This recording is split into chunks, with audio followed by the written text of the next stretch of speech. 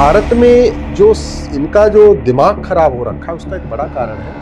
मैं तो कई बार सोचता हूँ कि इनको शर्म भी नहीं आती अपना पता बताने में कि मैं तो तुगलक रोड पे रहता हूँ। माननीय चाहे वो सुप्रीम कोर्ट के जज है चाहे हाई कोर्ट के जज है, जितने जज बड़ी बड़ी बातें कर रहे हैं ना, ये तो छोड़ के यहाँ से भाग जाएंगे। ज्यादातर विवादों में अलीगढ़ आता है, जामिया आता है। तो ये भारत से कटे बटे हैं।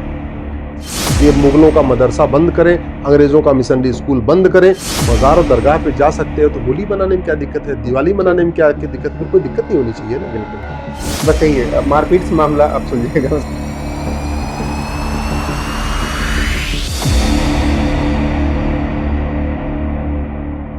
नमस्कार, स्वागत है आप सभी का एनएफ न्यूज पर। मैं हूं आपके साथ रोहन। हिंदुओं के त्योहारों से चिढ़ कोई नई बात नहीं है। नवरात्रि हो तो पत्थरबाजी हो जाती है, दशहरा हो तो बवाल कर दिया जाता है, और ऐसे तमाम खबरें आती हैं कि कभी पथराव किया गया, कभी हिंदुओं को मारा गया, कभी हत्याएं तक कर दी जाती हैं। और अब देखिए, दिवाली से भी चिढ़ होने लगी है। यही वजह है कि जामिया में कट्टरपंथी समुदाय दिवाली मनाए जाने पर बवाल कर रहा है। साथ ही बीएचयू, एएमयू और जामिया को लेकर भी आज हम बात करेंगे, क्योंकि इस वक्त मेरे साथ खास मेहमान मौजूद हैं, सुप्रीम कोर्ट के वरिष्ठ अधिवक्ता अश्विनी उपाध्याय जी। सर, बहुत बहुत स्वागत है एनएफ न्यूज पर। धन्यवाद। जामिया पर आऊं, दिवाली पर आऊं, सबसे पहले मैं ये समझना चाहता हूं कि जब देश में बीएचयू और एमयू बनता है तो दोनों के लिए कैटेगरी अलग कैसे हो जाती है? ये कैटेगरी तुम्हारे नेताओं ने कर दिया।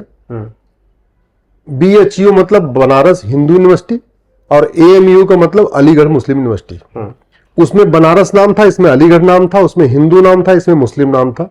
यूनिवर्सिटी दोनों में था। 1984 तक अलीगढ़ मुस्लिम यूनिवर्सिटी भी सबके लिए खुली हुई थी, सबके लिए थी, उसमें कोई रिजर्वेशन स्पेशल नहीं था। इंदिरा गांधी ने अपने तुष्टीकरण के कारण 1984 में अलीगढ़ यूनिवर्सिटी को माइनॉरिटी यूनिवर्सिटी घोषित कर दिया। ध्यान रखिए, ना भारत के संविधान में कहीं माइनॉरिटी डिफाइन है, ना भारत के किसी कानून में माइनॉरिटी डिफाइन है। माइनॉरिटी कौन होगा, 1% वाला होगा कि 0.5% वाला होगा, ये कहीं नहीं लिखा हुआ है। इसके बावजूद माइनॉरिटी को डिफाइन किए बिना, माइनॉरिटी को आइडेंटिफाई करने के लिए गाइडलाइन बनाए बिना इंदिरा गांधी ने अलीगढ़ यूनिवर्सिटी को माइनॉरिटी घोषित कर दिया, और उसमें लगभग 50% सीटें, अपॉइंटमेंट, चपरासी, क्लर्क, लेक्चरर, प्रोफेसर, एक तरीके से धीरे ग्रेजुअली होते होते होते होते वो मुस्लिम बहुल हो गया। और बीएचयू जो एएमयू से भी पहले बना था, बीएचयू बना 1916 में, एएमयू बना अलीगढ़ 1920 में। एएमयू माइनॉरिटी हो गया और माइनॉरिटी के नाम पे एक तरीके से मुस्लिम यूनिवर्सिटी हो गई, और बीएचयू कहने को हिंदू है लेकिन वो है सबके लिए। इसी तरीके से बाद में 2004 में जब यूपीए 1 आई, सोनिया गांधी जी की, कहने को मनमोहन सिंह प्रधानमंत्री थे, एक्चुअल में सोनिया गांधी प्रधानमंत्री थे। सोनिया गांधी जी ने सबसे पहला काम करवाया मनमोहन सिंह जी से, एक कानून बनवाया जिसको कहते हैं national minority commission education institution act. और वो बना के उन्होंने पूरे देश में यूनिवर्सिटीज को, कॉलेजेस को, लॉ कॉलेज को, इंजीनियरिंग कॉलेज को, मेडिकल कॉलेज को, सबको माइनॉरिटी घोषित करवाना शुरू कर दिया। उसके पहले तक कोई कानून नहीं था किसी यूनिवर्सिटी को, कॉलेज को माइनॉरिटी बनाने के लिए, लेकिन 2004 में ये पहली बार काम हुआ है कि बाकायदा एक कानून बना गया और माइनॉरिटी यूनिवर्सिटी और कॉलेज घोषित होने शुरू हो गए। माइनॉरिटी कौन है वो सोनिया गांधी ने भी डिसाइड नहीं किया। 2011 में जामिया को, जिसकी आप बात कर रहे हैं, जहां पे दिवाली नहीं मनाने दिया जा रहा, आप जरा सोचिए ना, हिंदुस्तान में हिंदुओं को भारत के राजधानी में दिल्ली में दिवाली नहीं मनाने दिया जा रहा है, तो आप हिंदुओं की कल्पना करिए कि वो मुर्शिदाबाद में कैसे दिवाली मनाएंगे, असम के बॉर्डर पे कैसे दिवाली मनाएंगे, केरल के बॉर्डर पे कैसे दिवाली मनाएंगे, या बाकी अन्य राज्यों के जो बॉर्डर के एरिया वहां कहां से मनाएंगे। वहां तो ऑलरेडी डेमोग्राफी बदल चुकी है। भारत में 300 तहसीलें हैं बॉर्डर पे भारत के, और 300 की डेमोग्राफी बदल चुकी है। तो आपको खुद सोचिए कि जब अगर दिल्ली में, भारत के राजधानी दिल्ली में जामिया यूनिवर्सिटी में तोड़फोड़ की जा रही है दिवाली मनाने से, तो बॉर्डर के तहसीलों में दिवाली मनाते समय क्या किया जाता होगा, इसकी आप कल्पना कर सकते हैं। बिल्कुल, जिस तरीके से जामिया में बवाल किया गया, केवल इतने कि दिए जलाए गए, एबीवीपी छात्रों ने दिए जलाए, उसके बाद दूसरी तरफ से आ गए अल्लाह अकबर का नारा लगाते हुए। तो क्या ये बताने की कोशिश की जा रही है क्योंकि बहराइच हुआ? बंगाल में आए दिन ऐसा होता है, नवरात्र में तो हर दिन वहां पर ऐसा होता है, पत्थरबाजी और हत्याएं होती ही रहती हैं। अब दिल्ली में भी यूनिवर्सिटी के अंदर भी अगर हिंदुओं को त्योहार नहीं मनाने दिया जा रहा है, तो क्या ये समुदाय वही बताने की कोशिश कर रहा है कि हमने जो बांग्लादेश में किया, हमने जो और देशों में किया, यहां भी आने वाले वक्त में करेंगे? देखिए, जो सोच 6वीं शताब्दी में थी वो 7वीं में भी थी, वही सोच ऐबक के समय थी, वही सोच खिलजी के समय थी, वही सोच बाबर, हुमायूं, तुगलक, गजनी गोरी के समय थी, अकबर के समय थी, वो सोच 1947 में भी थी।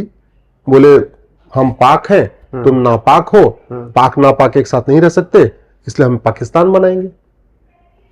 वही सोच 1990 में भी थी कश्मीर में। बोले तुम तो हिंदू हो, तुम तो काफिर हो, यहां से छोड़ो, या तो कन्वर्ट हो जाओ या छोड़ के भागो। और जो नहीं कन्वर्ट हुए और नहीं भागे उनके साथ हत्या बलात्कार हुआ। वही सोच 2024 में ईस्ट बंगाल में चल रही, जिसको आज की डेट में बांग्लादेश कहते हैं। सेम वही सोच, पिता के सामने बेटी का बलात्कार हो रहा है, पति के सामने पत्नी का बलात्कार हो रहा है, बच्चों के सामने मां का बलात्कार हो रहा है, भाई के सामने बहन का बलात्कार हो रहा है, दुकान पे कब्जा हो रहा है बांग्लादेश में, मकान पे कब्जा हो रहा है, खेत खलिहान पे कब्जा हो रहा है, घरों शोरूम पे कब्जा हो रहा है।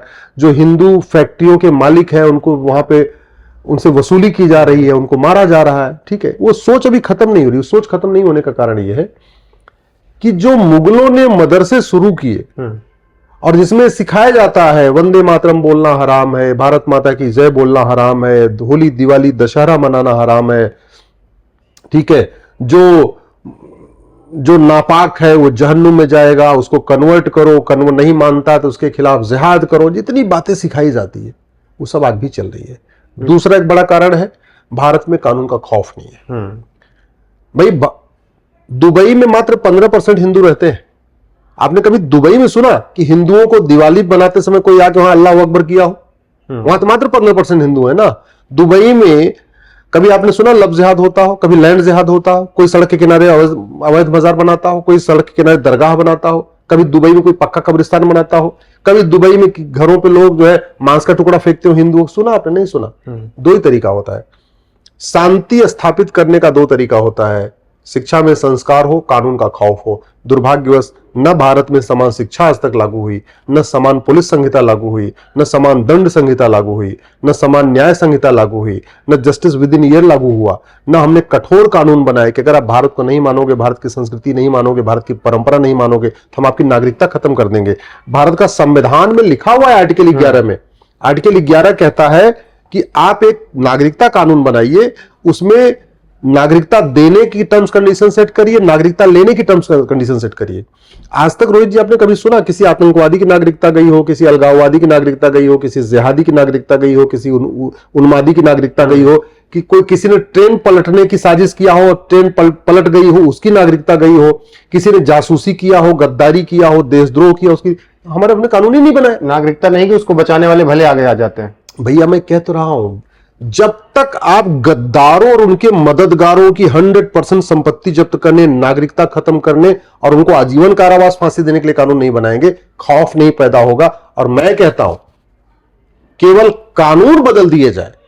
आपको कानून केवल ये देखिए कि चीन में कैसे शांति है, दुबई में कैसे शांति है, सिंगापुर में कैसे शांति है, वो उस कानून को भारत में लाके लागू कर दीजिए। मैं कह रहा हूं 1 साल के अंदर भारत में शांति आ जाएगी। भय बिन होय न प्रीत भगवान राम का सिद्धांत है। सठे साठ्यम समाचरित, ये भगवान कृष्ण ने कहा था। और दूसरी बात, मजहब के आधार पर विभाजन हो गया। विभाजन मजहब के आधार पर हुआ ना। दुर्भाग्यवश भारत के न तो सांसद, विधायक, मंत्री बाबा साहब अम्बेडकर की किताब पढ़ते हैं और न तो हाई कोर्ट, सुप्रीम कोर्ट के जज बाबा साहब अम्बेडकर की किताब पढ़ते हैं, जो पार्टीशन के ऊपर उन्होंने किताब लिखी है। हमारे सांसद, विधायक, मंत्री, जज, इवन सुप्रीम कोर्ट के जज कभी ये नहीं पढ़ते कि जोगेंद्र नाथ मंडल जो पाकिस्तान के प्रथम कानून मंत्री थे, वो पाकिस्तान छोड़ के क्यों भागे। जो उनका इस्तीफा है 15 पेज का, उन्होंने लिखा क्या है एक बार पढ़े तो। उनकी पढ़ा है नहीं, न भगवत गीता पढ़ी है, न कुरान पढ़ी है, और कहते हैं भगवत गीता कुरान तो एक समान है। बिल्कुल, न धर्म पता न मजहब पता, कहते धर्म मजहब एक समान है। इसका समाधान जो आपको हुआ है मैं आपको बता दूं, इसका एक ही समाधान है, माइनॉरिटी मेजॉरिटी का कॉन्सेप्ट खत्म होना चाहिए। मजहब के आधार पर कोई भी नियम कानून नहीं होना चाहिए, मजहब के आधार पर कोई योजना नहीं होनी चाहिए, मजहब के आधार पर कोई ट्रिब्यूनल नहीं होना चाहिए, मजहब के आधार पर कोई बोर्ड नहीं होना चाहिए, मजहब के आधार पर कोई स्कूल नहीं होना चाहिए, मजहब के आधार पर कोई यूनिवर्सिटी नहीं होनी चाहिए, मजहब के आधार पर कोई कॉलेज नहीं होना चाहिए। जो हो सबके लिए हो। मजहब के आधार पर विभाजन हो चुका है। अगर अभी भी मजहब के आधार पर नियम कानून बोर्ड ट्रिब्यूनल यूनिवर्सिटी कॉलेज चलते रहेंगे, अगला विभाजन फिर होगा, और ज्यादा नहीं 2047 में होगा। 1947 में एक विभाजन हो चुका है ना, हमने अभी तक सीख लिया नहीं।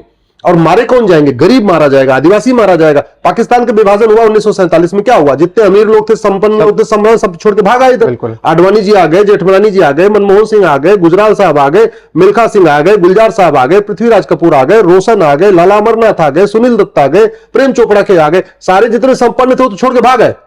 फंसा कौन पाकिस्तान में? SC ST OBC गरीब, चाहे वो हिंदू था, चाहे वैश्य था, चाहे ब्राह्मण था, क्षत्रिय, जो भी था, जो गरीब थे बेचारे फंस गए, और फंस गए तो उनको कन्वर्ट कर दिया गया।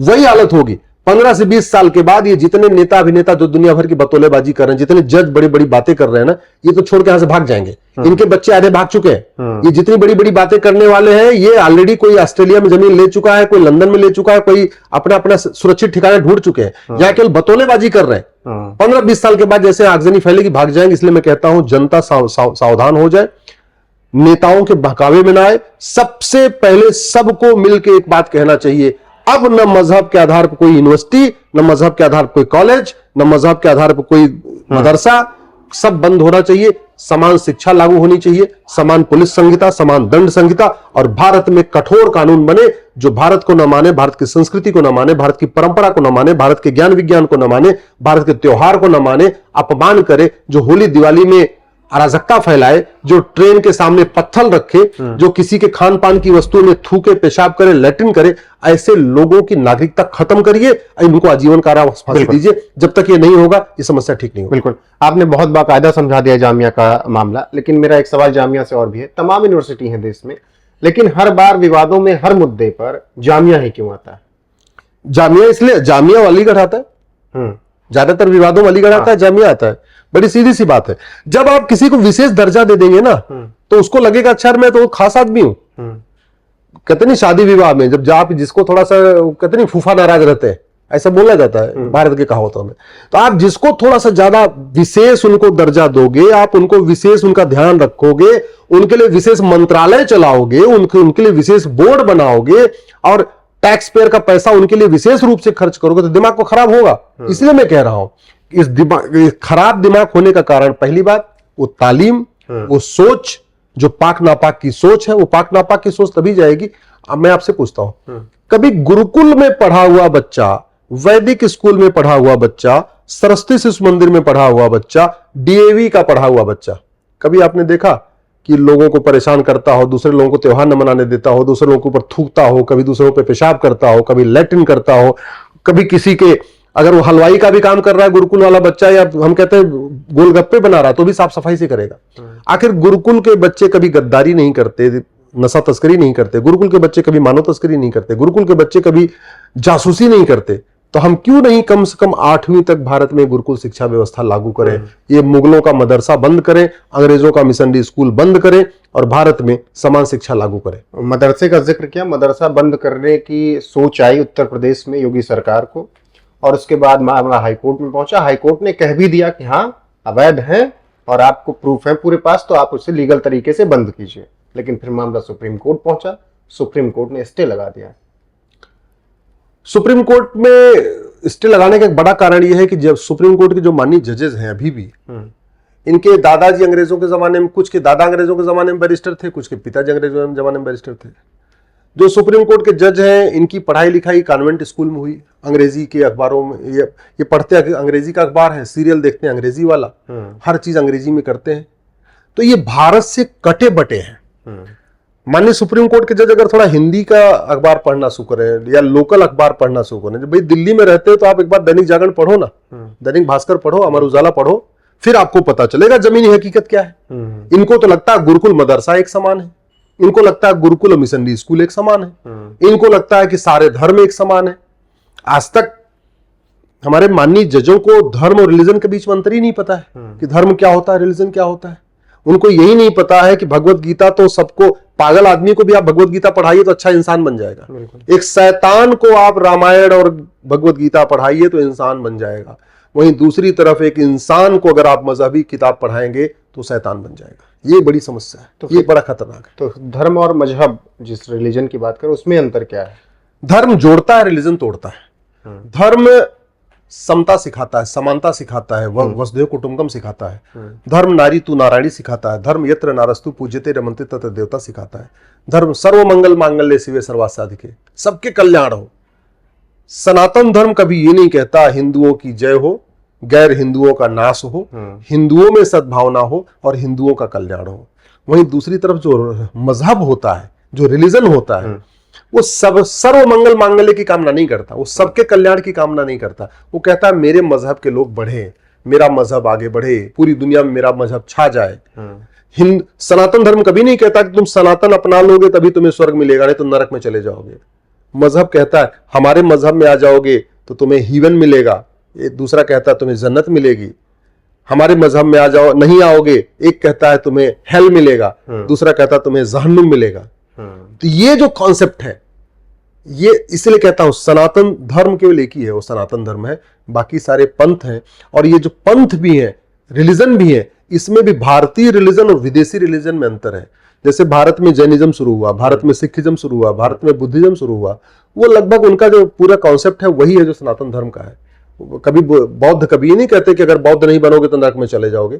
जैन कभी नहीं कहता कि जैन नहीं बनोगे तो तुम नरक में चले जाओगे। सिख कभी नहीं कहता कि अगर तुम सिख नहीं बनोगे तो नरक में चले जाओगे। वो दूसरी तरफ है, इस्लाम में लिखा हुआ है अगर आप नहीं फॉलो करोगे इस्लाम में तो आप तो जहन्नुम में चले जाओगे। क्रिश्चियनिटी में लिखा हुआ है अगर आप क्रिश्चियनिटी नहीं फॉलो करो तो हेल में चले जाओगे। तो जो धर्म और रिलीजन का सबसे बड़ा डिफरेंस मैं खासतौर पर सांसदों, विधायकों, मंत्रियों, जजों के लिए बताता हूं।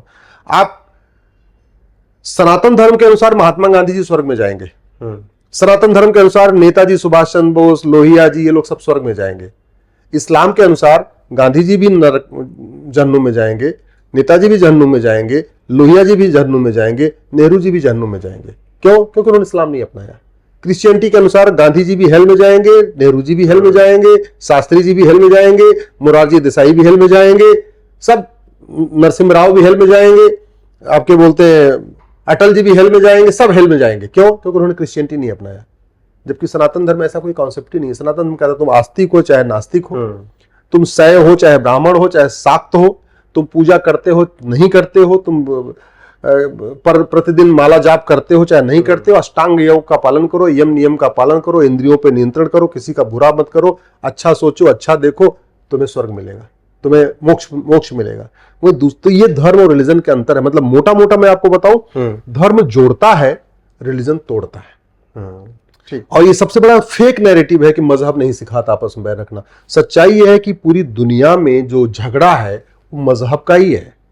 जितने आतंकवादी संगठन बने हैं वो धर्म युद्ध करने के लिए नहीं बने हैं, वो मजहबी आधार पे ही बने हैं।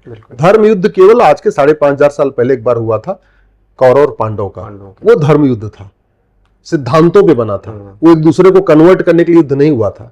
बाकी आप देख लीजिए पिछले 2000 साल से शुरू हुआ है जो रिलीजियस वॉर शुरू हुआ, और पिछले 1400 सालों से मजहबी वार शुरू हो चुका है कन्वर्ट करने के लिए। चाहे वो खिलजी था, चाहे ऐबक था, चाहे बाबर, चाहे हुमायूं था, चाहे तुगलक था, चाहे लोधी था, चाहे गजनी था, चाहे गोरी था, जो भी थे, ये सारे मजहबी वार करने आए थे भाई। ये कोई सत्ता के लिए थोड़ी आए थे, सत्ता के लिए नहीं आए थे।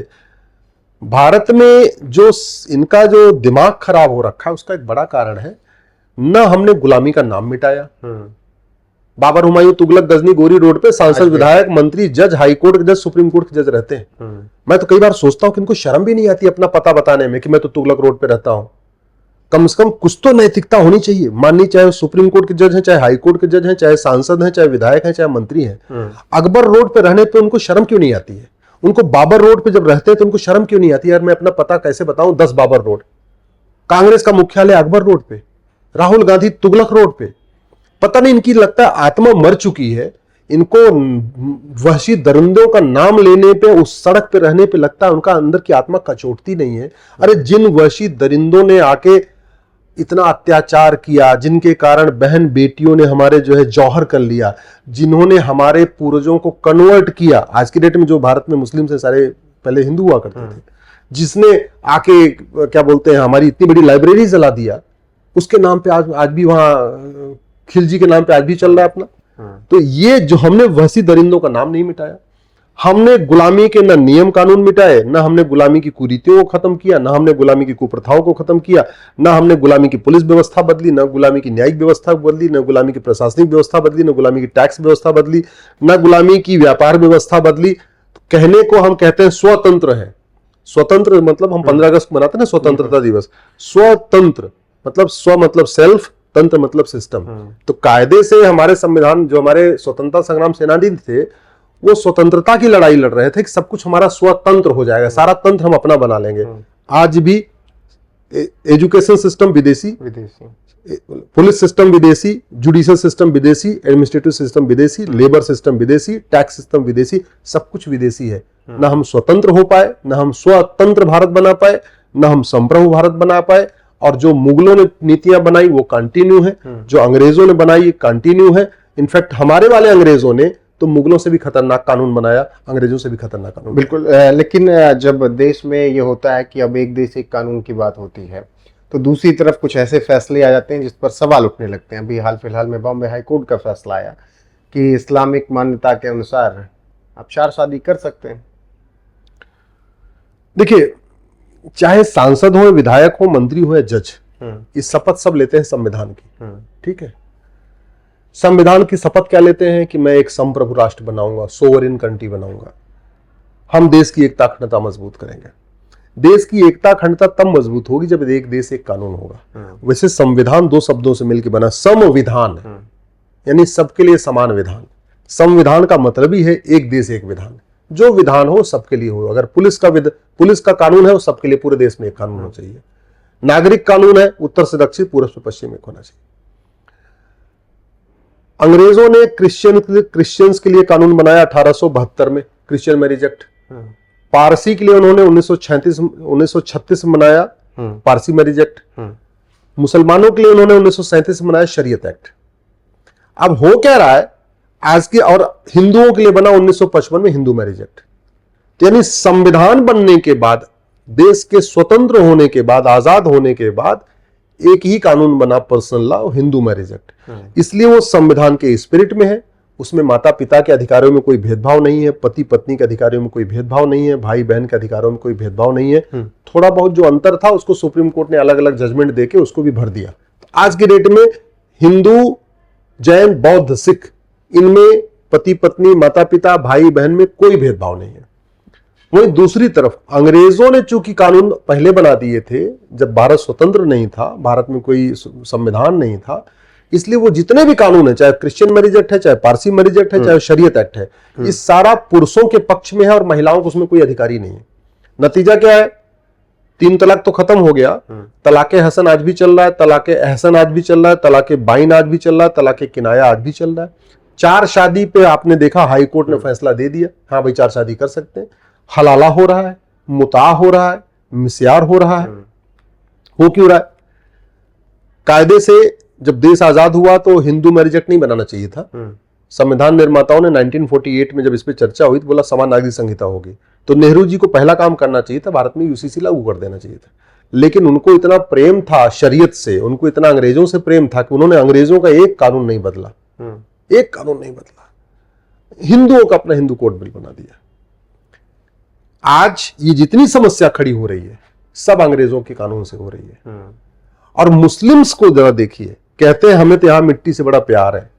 मिट्टी से प्यार होता तो बाबा साहब अम्बेडकर के संविधान से प्यार करते। बाबा साहब अम्बेडकर का संविधान तो कहता है कि यूनिफॉर्म सिविल कोड होना चाहिए, लेकिन उनको अब बाबा साहब अम्बेडकर का संविधान नहीं चाहिए, उनको अंग्रेजों का 1937 का शरीयत एक्ट चाहिए। जो मुसलमान बार बार कहते हैं ना हम शरीयत पे चलेंगे, शरीयत पे चलेंगे, तो बहुत सारे लोगों को लगता है कि शरीयत पता नहीं क्या है। मैं आज बता देना चाहता हूं, शरीयत जो मुसलमान कहते हैं हम शरीयत से चलेंगे, शरीयत से चलेंगे, वो 1937 का शरीयत एक्ट है जिसमें मुस्लिम पुरुषों को सारे राइट दिए हुए हैं, महिलाओं को कोई राइट नहीं है, वो जो चाहे वो कर ले। ये उस कानून की बात करते हैं। उनको अंग्रेजों वाला कानून तो पसंद है लेकिन संविधान नहीं पसंद है, बाबा साहब अम्बेडकर का यूनिफॉर्म सिविल कोड नहीं पसंद है, उनको अपने देश पे भरोसा नहीं है, उनको अंग्रेजों के कानून भरोसा है। और फिर कहते हैं कि आप हमारे जो है उसको हमारे ऊपर मतलब विश्वास करो, हमारे जो है उस पर मतलब वो मत करो, अविश्वास मत करो। भैया कैसे नहीं करें? आपको स्वतंत्र होने के बाद जो संविधान कहता है जो होना चाहिए वो तो आप चाहते नहीं हो, आपको अंग्रेजी कानून पसंद है। इसलिए मैंने 2018 में पीआईएल फाइल किया था और कि चार शादी भी बंद होना चाहिए, हलाला भी बंद होना चाहिए, मुताह भी बंद होना चाहिए, मिस्यार भी बंद होना चाहिए। और पूरे देश में इन्होंने पैरेलल में दारुल कज़ा बना रखा है। ये बहुत कम लोगों को पता है रोहित जी। ये क्या है? ये जो फैमिली कोर्ट होती है ना हमारी, उस फैमिली कोर्ट के पैरेलल में इन्होंने अपनी शरीयत कोर्ट बना रखा है, शरिया कोर्ट, जहां काजी बैठता है और वो फैसले करता है। इन्होंने पूरे भारत में तहसील है, उन तहसीलों के पैरेलल में इन्होंने अपना शरीयत कोर्ट बना रखा है, उसको दारुल कज़ा कहते हैं। तो फैमिली मैटर डिसाइड करने के लिए इन्होंने दारुल कज़ा बना रखा है। जमीन का मैटर डिसाइड करने के लिए इनके पास वक्फ ट्रिब्यूनल है। ये भारत में रहते तो है, लेकिन इनको हर चीज अपने उसके पर्सनल लॉ के हिसाब से चाहिए। इनको समानता नहीं चाहिए, सबके साथ मिक्स होकर नहीं रहना चाहते। इनको एक देश एक विधान नहीं चाहिए, इनको अपना चाहिए। ये दुर्भाग्य है कि भारत में आज भी चल रहा है। मैं सुप्रीम कोर्ट से कई बार रिक्वेस्ट कर चुका हूं, मेरी पीआईएल पे आप फैसला करिए। आप ये जो चार शादी है, हलाला है, मुताह मिस्यार बंद करिए। एक पति एक पत्नी का नियम सब पे लागू करिए। अब सुप्रीम कोर्ट नहीं सुन रहा है, इसलिए मैं आज सरकार से निवेदन कर रहा हूं, यूनिफॉर्म सिविल कोड लाइए, सबके शादी विवाह की उम्र समान करिए, गुजारा भत्ता का अधिकार सबको एक समान होना चाहिए, grounds of divorce, procedure of divorce सबके लिए एक समान होना चाहिए, विरासत का अधिकार, वसीयत का अधिकार सबके लिए एक समान होना चाहिए, बच्चे और गोद लेने का अधिकार, बच्चे के भरण पोषण का अधिकार सबको एक समान होना चाहिए, माता पिता की देखभाल का अधिकार सबको एक समान होना चाहिए, हम दो हमारे दो सब पे लागू होना चाहिए, एक पति एक पत्नी का नियम सब पे लागू होना चाहिए। ये यूनिफॉर्म सिविल कोड इंप्लीमेंट करना बहुत जरूरी है। बिल्कुल। अभी आपने शुरुआत में जिक्र किया जोगिंदर मंडल जी का कि उन्होंने जब पाकिस्तान से वो मतलब गए, वहां पर उन्होंने लिखा क्या। तो ऐसे ही देश में एक व्यक्ति को इस वक्त सलाह दी जा रही है कि आप जोगिंदर मंडल का एक बार पत्र पढ़ लीजिए कि उन्होंने क्या कुछ लिखा मुस्लिमों के बीच जाकर और उनके लिए आवाज उठाकर। चंद्रशेखर नगीना के अभी हाल फिलहाल में दिल्ली आए थे 2 दिन पहले, मुस्लिमों ने खदेड़ दिया। मेरा ये मानना है, जब सीए कानून को चैलेंज किया गया, जब सीए कानून बना तो सीए कानून के खिलाफ 236 पीआईएल फाइल हुई सुप्रीम कोर्ट में। सीए कानून के पक्ष में एक ही पीआईएल है, वो मेरी पीआईएल है, सुप्रीम कोर्ट में चल रही है। मैंने अपनी जो पीआईएल फाइल किया सुप्रीम कोर्ट में, उसमें मैंने जोगिंदर नाथ मंडल के इस्तीफे को बाकायदा लगाया हुआ अपनी पिटीशन के साथ। भारत के सभी सांसदों को, विधायकों को, मंत्रियों को, बुद्धिजीवियों को जोगेंद्र नाथ मंडल का रेजिग्नेशन लेटर जरूर पढ़ना चाहिए। जोगेंद्र नाथ मंडल ने सत्ता की खातिर केवल मंत्री बनने के लिए उन्होंने भारत से गद्दारी किया था। केवल सांसद बनने के लिए और मंत्री बनने के लिए भारत से गद्दारी किया। भारत के कई जिलों में जहां उनका प्रभाव था, अपना प्रभाव उपयोग करके उन्होंने उसको पाकिस्तान में मिलवा दिया। उसके बदले उनको जिन्ना ने लॉ मिनिस्टर बनाया। जैसे बाबा साहब अम्बेडकर भारत के प्रथम कानून मंत्री हैं, वैसे जोगेंद्र नाथ मंडल पाकिस्तान के प्रथम कानून मंत्री हैं। ठीक है, जोगेंद्र नाथ मंडल वहां गए, लेकिन 6 महीने के अंदर वहां इस्तीफा देके भाग आए। और अपने इस्तीफे में जोगेंद्र नाथ मंडल क्या लिखते हैं, मैं ढाका में हूं, न कलेक्टर मेरा फोन उठा रहा है, न कप्तान मेरा फोन उठा रहा है, न एसडीएम मेरा फोन उठा रहा है, यहां पे बहन बेटियों के साथ बलात्कार हो रहा है। फिर आगे लिखते हैं, मैं यहां पे हूं, यहां 300 लाशें पड़ी हुई हैं, मैं यहां पे हूं, यहां पे 500 घर जले हुए हैं, मैं यहां पे हूं, यहां ये हो रहा है। मतलब हिंदुओं के साथ जो कुछ हो रहा था वो सारा जोगेंद्र नाथ मंडल ने अपनी चिट्ठी में लिखा। वो चिट्ठी आज भी है, सरकार के पास भी है। मैं तो सरकार से निवेदन करता हूं कि उस चिट्ठी को बाकायदा सार्वजनिक करिए, उस पर चर्चा कराइए। जोगेंद्र नाथ मंडल की चिट्ठी सारे मीडिया को देना चाहिए, सारे अखबारों को देना चाहिए, सारे खासतौर पे जोगेंद्र नाथ मंडल का जो रेजिग्नेशन लेटर है जिसपे उन्होंने इस्तीफा दिया है, बहुत बड़ा इस्तीफा, दुनिया में इतना बड़ा इस्तीफा किसी ने दिया नहीं है। लोग 1 पन्ने का इस्तीफा देते हैं, जोगेंद्र नाथ मंडल ने 16 पन्ने का इस्तीफा दिया है, पूरा 16 पन्ने का पूरा लिखते हुए फिर बाद में कहते हैं मैं इस्तीफा देता हूं, मैं जा रहा हूं। और मुंह छिपा के भाग के फिर भारत आए और यहां गुमनाम जिंदगी जिए। फिर सार्वजनिक जीवन में कभी उन्होंने अपना चेहरा नहीं दिखाया और खत्म हो गए। तो एक व्यक्ति ने लालच करके भारत के कई जिलों को मिलवा दिया, और जिन जिलों को मिलवाया वहां हत्या हुआ, बलात्कार हुआ, सबका कन्वर्जन हुआ, कन्वर्ट हुआ। और इसलिए भारत की जनता को भी, आम जनता को भी जोगेंद्र नाथ मंडल को पढ़ना चाहिए, सीखना चाहिए। खासतौर पे सुप्रीम कोर्ट के जजों को तो जोगेंद्र नाथ मंडल को जरूर पढ़ना चाहिए। जिनको लगता है सब एक समान। और जो इनके लिए आवाज बुलंद करने के लिए दिल्ली पहुंच रहे हैं, यहाँ पहुंच, उनको भी पढ़ना जरूरी है। बिल्कुल 100%। मैं तो कह रहा हूं कि आप भारत का केवल 2 चीज पढ़िए। बाबा साहब अंबेडकर ने पार्टीशन के ऊपर जो किताब लिखी है वो जरूर पढ़ना चाहिए, और जोगेंद्र नाथ मंडल ने जो अपना इस्तीफा दिया ये जरूर पढ़ना चाहिए। भारत के सभी लोगों को, चाहे वो नेता हो, चाहे अभिनेता हो, चाहे लेखक हो, चाहे बुद्धिजीवी हो, चाहे पत्रकार हो, चाहे कलमकार हो, मैं आज रिक्वेस्ट कर रहा हूं आप 2 किताब पढ़िए, आपके दिमाग की बत्ती घूम जाएगी, आपकी सारी जो कंफ्यूजन है वो क्लियर हो जाएगी। आप बाबा साहब की पार्टीशन वाली किताब पढ़िए, और जोगेंद्र नाथ मंडल जो पाकिस्तान के प्रथम कानून मंत्री थे उनका इस्तीफा पढ़िए, उन्होंने अपने इस्तीफे में क्या लिखा। अब एक सवाल यहाँ पर अश्विन जी और है, हिंदू देवी देवताओं को लेकर, शस्त्र और शास्त्र को लेकर भी बहुत बात होती है कि भगवान श्री कृष्ण के एक हाथ में शस्त्र था तो एक में शास्त्र भी था, लेकिन वक्त के साथ चीजें गायब होती गई। उसको लेकर आपने भी जिक्र किया, तस्वीरें तमाम ट्वीट की। क्या है ये पूरा मामला और इस पर इतनी चर्चा अब क्यों हो रही है? देखिए, जो काम मुगल तलवार के दम पे करते थे वो सारे काम अंग्रेज कानून बना के करते थे। दिमाग के मामले में जो अंग्रेज थे वो मुगलों से ज्यादा तेज तर्रार थे। ठीक है, अंग्रेजों ने बस एक जलियांवाला बाग किया, 2-4 जगह और भी किया, अदरवाइज वो क्या करते गए, एक एक करके कानून बनाते गए। जैसे मुगलों ने यहां जमीन कब्जा किया, कब्जा करके बंटवाया, बांटा, अपने नवाबों को बांटा, निजामों को बांटा, जागीरदारों को बांटा, जमींदारों को बांटा। ऐसे अंग्रेजों ने 1894 में कानून बनाया, उसको कहते हैं लैंड एक्विजिशन एक्ट, और वो कानून बना के पूरे देश में सिविल लाइन बनाया। सिविल लाइन में 50% जमीन पे उन्होंने कलेक्टर का ऑफिस बना दिया, कप्तान का ऑफिस बना दिया, ये सब बना दिया, और 50% जमीनें उन्होंने चर्च को 99 साल की लीज पे दे दिया। और मतलब जहां जहां आपको पूरे भारत में सिविल लाइन मिलेगी वहां आपको चर्च जरूर मिलेगा, वहां मिशनरी स्कूल जरूर मिलेगा, मिशनरी हॉस्पिटल जरूर मिलेगा।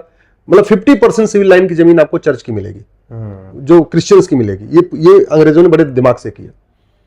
अंग्रेजों ने देखा कि यहां भारत के लोग बड़े धार्मिक लोग हैं और इनके घर में अस्त्र शस्त्र है। अंग्रेजों ने यहां जब देखा कि भाई यहां तो शिवरात्रि पे लोग जो है त्रिशूल ले लेके निकलते हैं, 1000-1000, 2-2000 की भीड़ निकलती है। फिर देखा कि अच्छा, जब परशुराम जयंती मनाते हैं तो पूरा गड़ासा लेके निकलते हैं, 500-500 लोग, 1000-1000 लोग। जब ये नवरात्रा मनाते हैं तो नवरात्रि में बकायदा ये अपना पूरा तलवार लेके निकलते हैं। जब ये गणेश मतलब पूजा करते हैं, गणेश विसर्जन वगैरह करते हैं, तो जो गणेश जी का शस्त्र है, कुल्हाड़ी, मुख्य शस्त्र, वो कुल्हाड़ी है। गणेश जी की जो पहले मूर्ति हुआ करती थी अंग्रेजों से पहले, उनमें 4 हाथ था। 4 हाथ में, एक में गदा, एक में त्रिशूल, एक में कुल्हाड़ी और एक में पुष्प, ये था। अब तो दिखता नहीं। अंग्रेजों ने वो सब निकलवा के उनके एक हाथ में शंख दे दिया, एक हाथ में मोदक दे दिया, एक हाथ आशीर्वाद वाला दे दिया, एक हाथ में फूल दे दिया।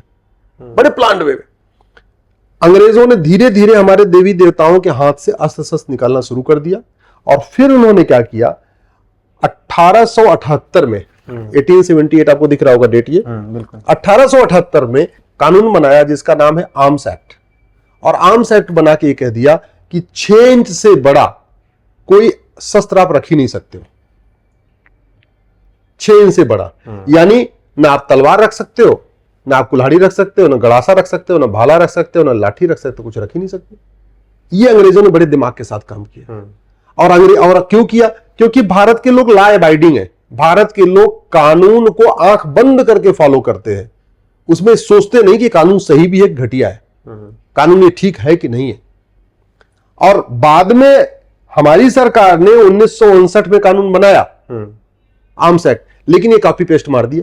जो ये था यही था। अंग्रेजों ने भारत को निहत्था बनाने के लिए कानून बनाया था जिससे कि लोग अस्त्र शस्त्र लेना छूट जाए। फिर उन्होंने 2-4 जगह धरपकड़ कर दिया। जैसे शिवरात्रि पे लोग त्रिशूल लेके निकले, उनको पकड़ लिया 2-4 पुलिस वालों को भेज के। पुलिस भी हालांकि हमारे ही थे, अंग्रेज थोड़ी यहां पुलिस लेके आए थे, पुलिस भी हमारी अपनी थी। 1860 में उन्होंने इंडियन पिनल कोड बनाया था, 1861 में पुलिस एक्ट बनाया था, और 1878 में देखिए ये कानून बनाया। सबसे पहले आईपीसी बनाई, फिर पुलिस एक्ट बनाया, फिर 1878 में ये आर्म्स एक्ट बनाया। और हमारे लोगों को पुलिस बना के हमारे लोगों को निहत्था बना दिया। ये अंग्रेजों की चाल थी। उस चाल से आज तक नहीं निकले। आज भी उस गुलामी वाली सोच से हमारे लोग बाहर ही नहीं आ पाए। लोग भूल चुके हैं कि हमारे पूर्वज नवरात्रे में तलवार लेके शोभा यात्रा निकालते थे। लोग भूल चुके हैं कि हमारे पूर्वज शिवरात्रि पे भगवान शंकर का त्रिशूल लेके शोभा यात्रा निकालते थे। लोग भूल चुके हैं कि हमारे पूर्वज जब गणेश की शोभा यात्रा निकलती थी, लोग कुल्हाड़ी लेके निकलते थे। आज की डेट में है भी नहीं। आप देख लीजिए, लोग परशुराम जी की जयंती मनाते हैं, घर में गड़ासन नहीं है, पूजा रखते ही नहीं है। घर में पूजा करते हैं, शंकर जी की मूर्ति भी रखते हैं, त्रिशूल नहीं है। देवी जी को रखते हैं, तलवार नहीं है। गणेश जी को रखते हैं, कुल्हाड़ी नहीं है। तो उसका जो दुष्परिणाम, वो कारण ये था, ये 1878 का कानून। इसलिए मैं पिछले कई वर्षों से अंग्रेजी कानूनों को जलाता हूं, कई वर्षों से अंग्रेजी कानून जला रहा हूं। और मैं सबसे कहता हूं, भारत को बचाना है तो आप 1950 से पहले बने सारे कानूनों को खत्म करिए, 100%। और उसके बाद लगभग 50 कानून कांग्रेस ने बनाए हैं, 1950 से लेकर 2014 तक, जब तक उनकी सरकार थी। चाहे वो भारत की शिक्षा व्यवस्था को बर्बाद करने के लिए, चाहे भारत की चिकित्सा को बर्बाद करने के लिए, भारत की मतलब यहां पे माइनॉरिटी मेजॉरिटी का पूरा खेल करने के लिए वक्फ एक्ट बनाया, ठीक है, प्लेस ऑफ वर्शिप एक्ट बनाया। ऐसे बहुत सारे कानून अंग्रेजों के, आपको 1950 से पहले सारे कानून खत्म होने चाहिए। उसके बाद के भी 50 कानून हैं, जब तक इनको खत्म नहीं करेंगे। और मैं आज भी सबसे ये बता रहा हूं, ये कानून तो हालांकि 1878 वाला बदल गया, अब उसकी जगह ये 1959 वाला कानून आ चुका है, आर्म्स एक्ट। लेकिन अब कम से कम इतना होना चाहिए कि लोग जागरूक हो, अपनी परंपरा को निभाना शुरू करें। कोई परंपरा निभाने से आपको रोक नहीं सकता। फ्रीडम ऑफ रिलीजन तो है, सबको है।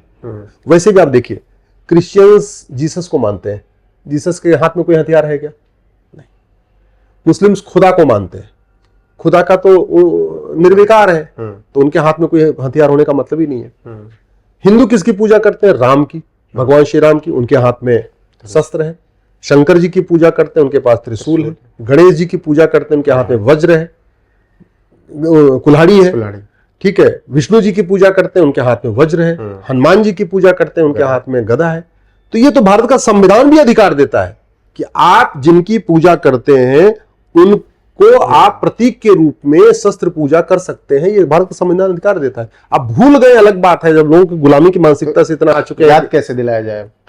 याद अब आप चर्चा कर रहे हो, मैंने बोल दिया है। मैं सबसे रिक्वेस्ट करूंगा, इस वीडियो को जरा शेयर करिए, मैक्सिमम शेयर करिए, लोगों को पता चले कि सच्चाई क्या है, पूरी कहानी क्या है, कैसे हम अपनी परंपराओं को भूल गए। हम अपनी धार्मिक परंपराओं को भूल चुके हैं। हमारे देवी देवता को धीरे धीरे निशस्त्र बना दिया गया। तो ये तो हमें इसी से आगे बात बढ़ेगी। ठीक, एक आखिरी सवाल, हाल फिलहाल का मामला वक्फ बोर्ड का चल ही रहा है, जेपीसी की बैठक लगातार चल रही है, मामला मारपीट तक पहुंच रहा है, कल तो हाथापाई भी होगी। देखिए, बहुत सीधी सी बात है, जेपीसी के सामने मैं भी गया था, मैं प्रेजेंटेशन देके आया हूं। और अभी 29 नवंबर को मैं फिर जाऊंगा, 29 तारीख को मेरा दूसरा जाएगा। पहले तो मैंने चूंकि इस कानून को चैलेंज किया है, इस नाते मैं गया था।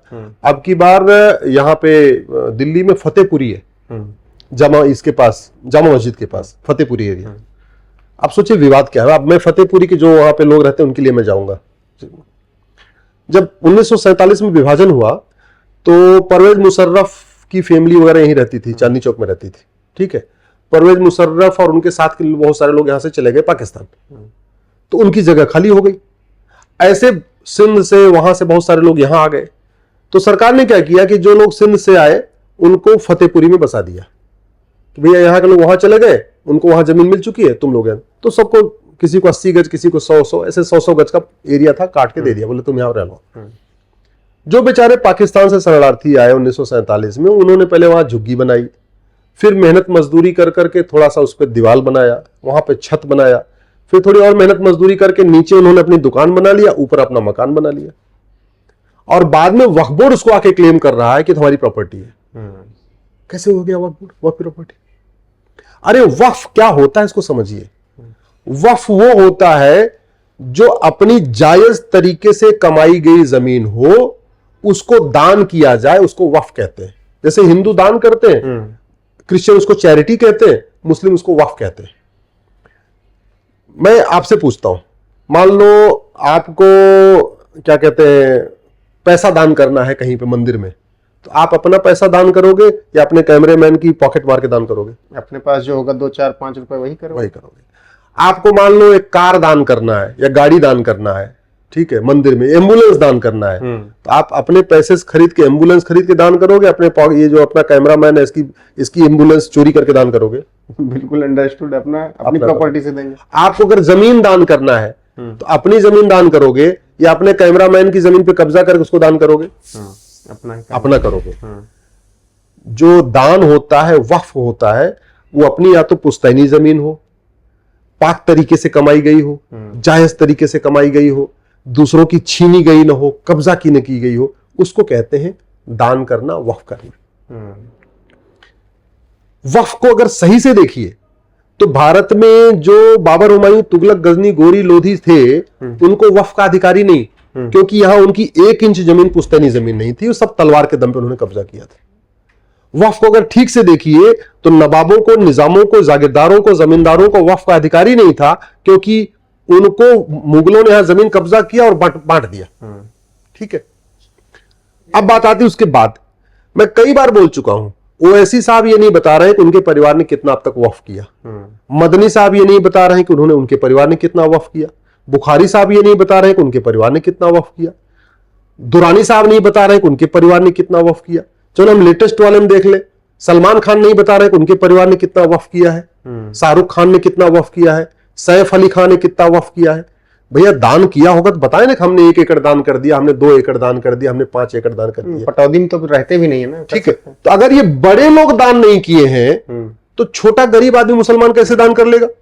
अल्टीमेटली कन्वर्ट कौन हुआ उसको समझिए।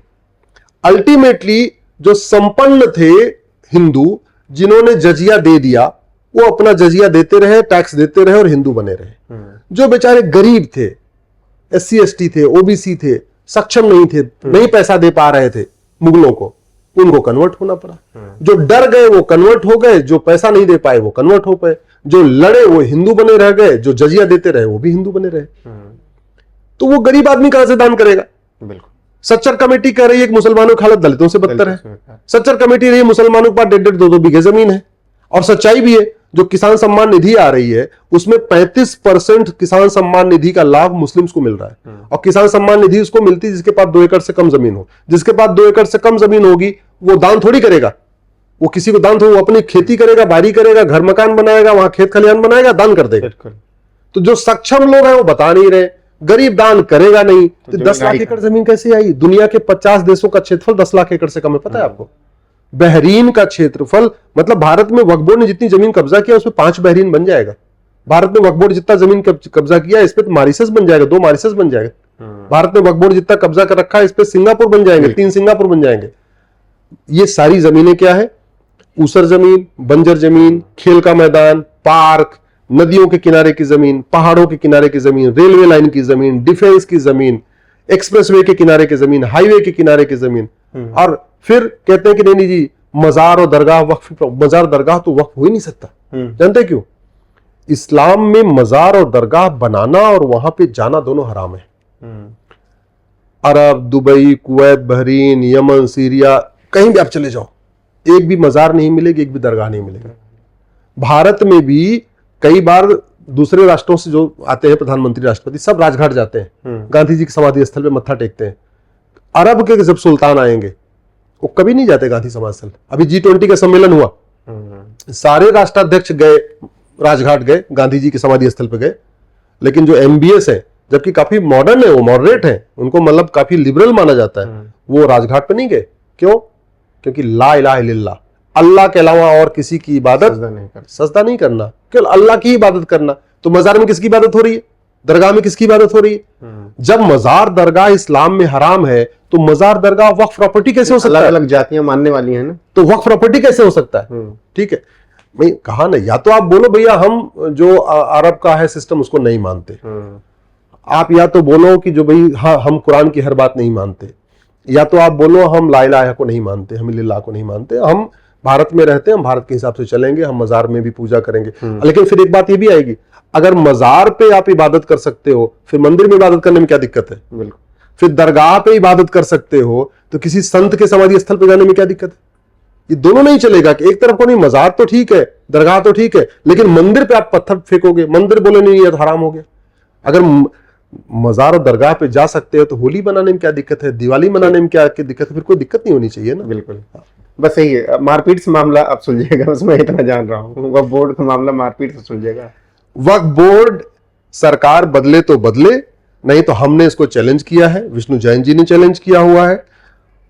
हमारा यह मानना है मजहब के आधार पर कोई नियम कानून नहीं होना चाहिए, वक्फ बोर्ड खत्म होना चाहिए, वक्फ ट्रिब्यूनल खत्म होना चाहिए, एक देश एक दान संहिता, एक देश एक धर्मस्थल संहिता होनी चाहिए।